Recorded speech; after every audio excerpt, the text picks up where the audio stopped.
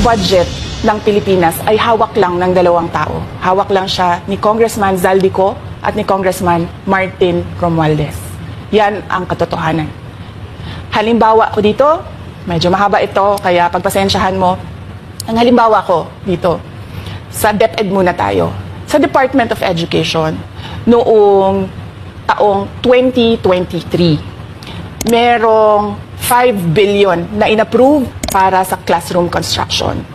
Nagulat ako kasi merong mga lumapit na miyembro ng House na humihingi. Hinihingi nila yung 5 billion, parte ng 5 billion na budget. Wala kasi akong experience sa ganyan. At saka ang pagkakaintindi ko, pag inapprove na yan ng Office of the President, ibibigay na yan, pagdediretso na yun sa approval at trabaho ng Department of Education sa construction ng mga classroom. Nagulat ako, may humingi. Magkano ba ang amin dyan? Magkano ba ang amin dyan? So sinabi ko, hindi pwede ito. Kasi, ang mangyayari nito, hindi magagawa ng Department of Education ang trabaho namin na mag-construct ng classroom ayon sa classroom backlog at sa prioritization base sa backlog at sa classroom construction. So sinabihan ko yung isang congressman, sabihan ninyo si Martin Romualdez na hindi pwede chap-chapin ang classroom construction na 5 billion. Kaya kung makikita ninyo sa budget proposal na approved ng Office of the President, 5 billion yon. Pero nung lumabas yung GAA o yung budget approved noong 2023, naging 15 billion siya. Dahil hindi nga ako pumayag na kunin yung 5 billion, dinagdagan nila ng 10 billion yung classroom construction ng Department of Education. Yung 10 billion na yon hindi kontrolado ng Department of Education. Controlled yon ni Congressman Zaldico at Congressman Martin Romualdez. Hindi ko na kailangan ng corroborative witness dito dahil makikita niyo yon sa papel. Makikita ng taong bayan yon sa papel. NEP, 5 billion, lumabas ang budget approved, 15 billion. So maiintindihan niyo, di ba? Bakit pa tayo mag-budget hearing para sa Office of the Vice President? 2 tao lang naman ang nasusunod sa budget ng bayan natin. Halimbawa, taong 2024, kung makikita nyo, ang approved na budget ng Office of the President para sa classroom construction ay 19 billion. Noong lumabas na ang House version ng Appropriations Bill, ay naging 24 billion ito. So, approved 19 billion, paglabas sa House, naging 24 billion.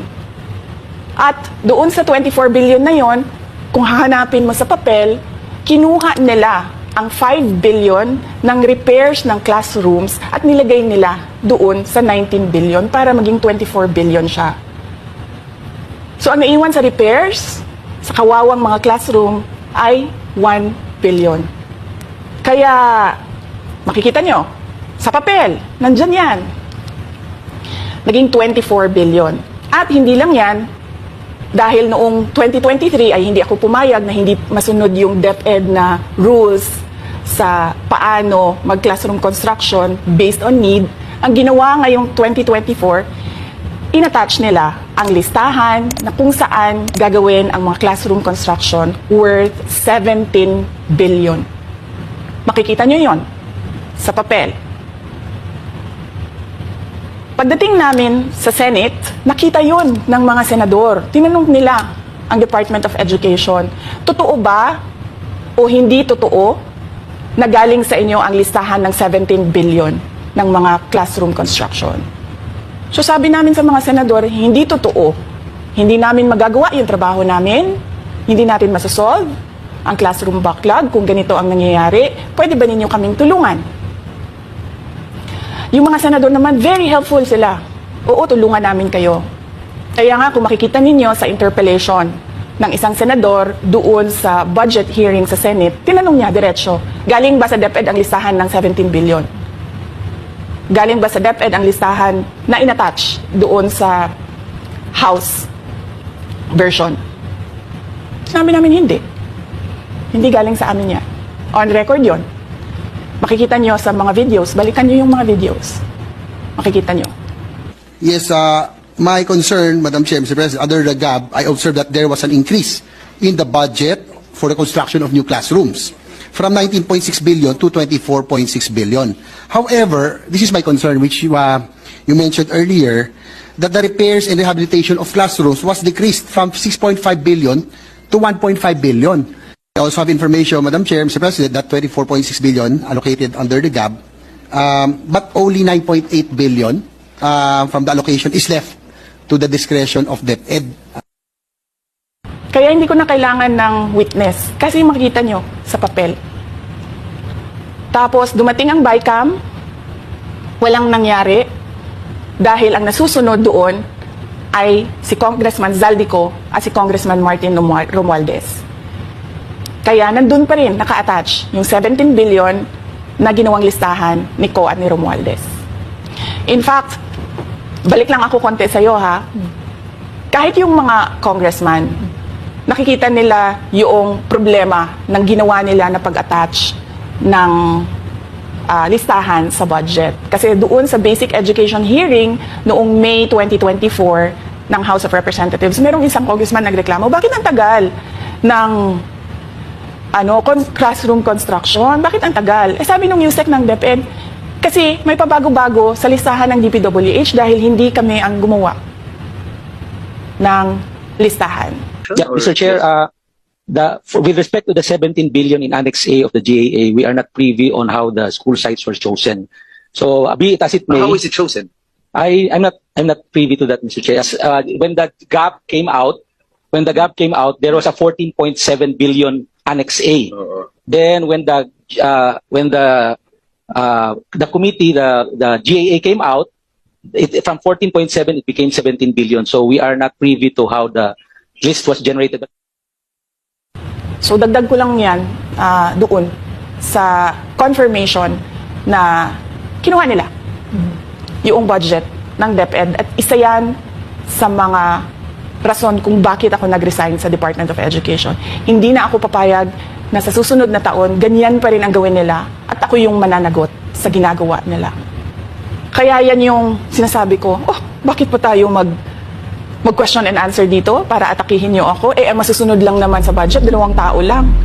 Ikakalkalin po itong mga atraso niya sa bayan. Ito pong kumpanya niyang SunWest Corporation. True or false? Ito po ba ang isa sa pinakamalaking government contractor sa bansa? Sagot, true. True or false? Ang korporasyon po ba niyang SunWest Corporation ay kasama dito sa kontrobersyal na Farmally case dito na inimbestigahan sa Senado na kasuhan ng Senado? The answer is true. Kasama din po ba ang kumpanya niya dito po sa kontrobersyal na DepEd laptop scam? Ang sagot po, true.